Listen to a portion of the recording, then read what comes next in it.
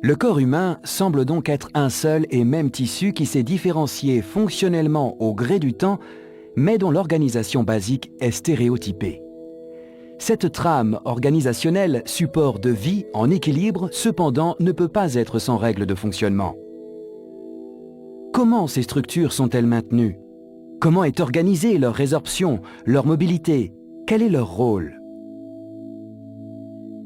Selon les termes de la mécanique physique, leur organisation semble être celle d'un système dit complexe, stable en recherche d'équilibre, système doté d'une grande capacité de résistance et d'adaptabilité aux changements. Il n'existe pas pour les physiciens et médecins un ensemble offrant une telle cacophonie de mouvements à contretemps sur des échelles allant du microscopique au macroscopique. Mouvements de muscles, de fluides, de fibrilles et de cellules.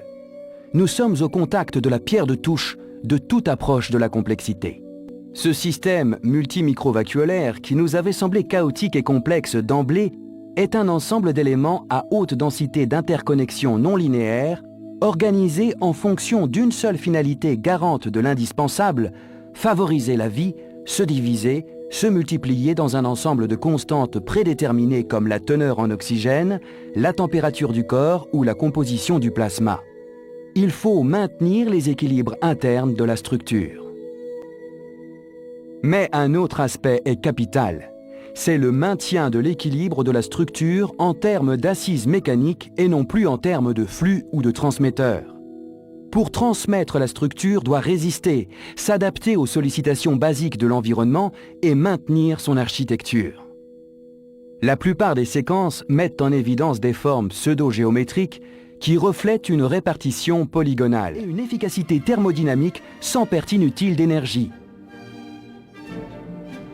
Plusieurs articles scientifiques sérieux évoquèrent le principe de tenségrité. L'étude du concept de tenségrité fut incontestablement celle qui me permit de progresser dans la compréhension du glissement des organes. Buckminster Fuller, architecte, et Kenneth Nelson, sculpteur américain, ont travaillé sur des structures macroscopiques et mis au point des bâtiments ou sculptures qui ont des caractéristiques communes. Les structures sont faites de longues tiges articulées, reliées par des câbles élastiques précontraints, déjà en traction.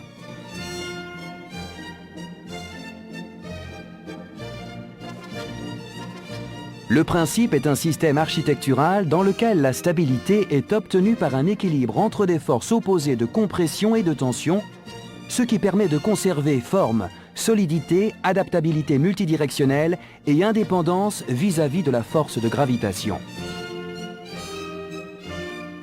Les structures établies par la tenségrité ne sont pas stabilisées par la résistance des constituants individuels, comme une colonne à la gravité, mais par une répartition et un équilibre des contraintes mécaniques dans la totalité de la trame.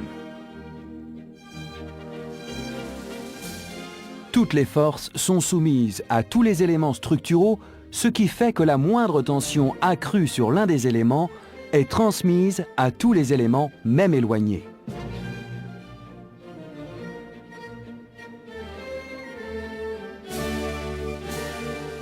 Les formes retenues pour l'application pratique sont souvent géométriques, quadras, pentaangulaires ou tout au moins d'approche icosaédrique.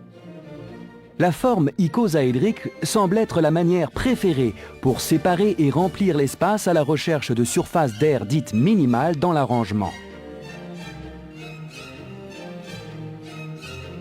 Il semblerait, et cela semble fondamental, que pour remplir l'espace, les structures vivantes respectent aussi des forces qui incitent à sélectionner des formes. La nature fait souvent appel à des règles d'auto-assemblage sous la forme de motifs naturels triangulaires, polygonaux ou spiralés plus ou moins répétés. Au niveau moléculaire par exemple, comme dans la molécule de collagène, des travaux récents ont montré que les longues chaînes d'acides aminés se replient en hélice, se stabilisent du fait d'équilibre entre les forces d'attraction des liaisons hydrogènes et les forces qui permettent aux protéines de résister à la compression, puis apparaissent des séquences qui se comportent comme des articulations flexibles. Au niveau cellulaire, le docteur Ingber a découvert une armature intracellulaire, un maillage interne fait d'éléments fibrillaires à répétition chaotique, mais assurant les rôles fondamentaux de restauration de la forme dès que la pression est supprimée.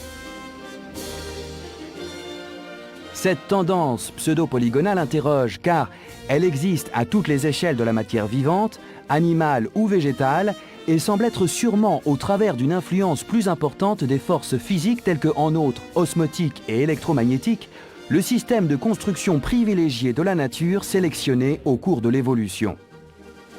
Alors, il faut rendre hommage à D'Arcy Thompson, biologiste humaniste écossais du XIXe siècle. Il pensait que la théologie adaptationniste de Darwin devait être aussi complétée par la cause physique et mécanique. Convaincu que ni le hasard ni la finalité ne pouvaient expliquer la stupéfiante universalité des formes biologiques, l'indéniable unité des organismes, le nombre limité des formes vivantes, le premier, il introduisit les forces physiques dans une tentative d'explication de la multiplicité des formes. Darcy s'est demandé si toutes les formes variées des organismes vivants, les motifs, l'indéniable unité des organismes, le nombre limité des forces vivantes pouvaient se réduire à un système unique de forces génératrices. Son intuition a été de penser que les forces qui façonnent la vie sont proches, et il souhaitait que la biologie associe aussi les mécanismes physiques pour contrôler à la fois la forme et la croissance et ne se concentre pas exclusivement sur le projet téléologique. Hautement efficaces, associant haute résistance mécanique et économie de matière, ces architectures fibrillaires flexibles, précontraintes, sont sans doute avantageuses par la capacité à prendre diverses formes, plus stables, plus adaptées au glissement entre elles, permettant un exercice meilleur au métabolisme et donc prolongeant la durée de la vie.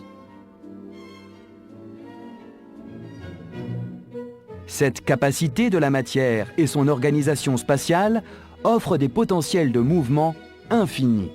Connaître les caractéristiques mécaniques, biomoléculaires de ce tissu de souplesse et de communication permettra un jour de mieux appréhender la connaissance de la cicatrisation, les moyens de reconstruire les structures vivantes et peut-être aussi de répondre au rêve éternel de l'homme, ralentir les effets du temps.